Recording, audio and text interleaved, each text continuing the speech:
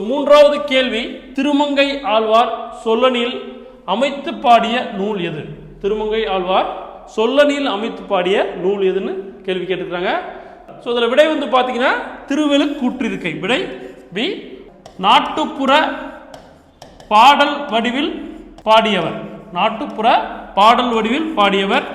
இவருடைய மற்ற நூல் எதுன்னு பார்த்தீங்கன்னா பெரிய திருமடல், சிறிய திருமடல், பெரிய திருமொழி.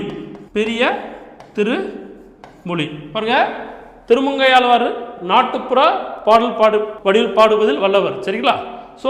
இவர் இந்த மூணையுமே இவர் பாடியிருப்பார். இந்த மூணுமே இவர் தான் பாடியிருப்பார். திருவந்தாதி மட்டும் இவர் பாடியிருக்க மாட்டார். சரிங்களா? சொல்லனில் அமைத்து பாடிய நூல் எதுன்னு பார்த்தீங்கன்னா திருவெழுக்கூற்றிருக்கை. ஓகேங்களா? அதுவும் இல்லாமல் மற்ற நூல்கள் என்ன இயற்றியிருக்காருன்னா பெரிய திருமடல், சிறிய திருமடல், பெரிய திருமொழி. இதெல்லாமே இவர் இயற்றிய பாடிய நூல்கள்.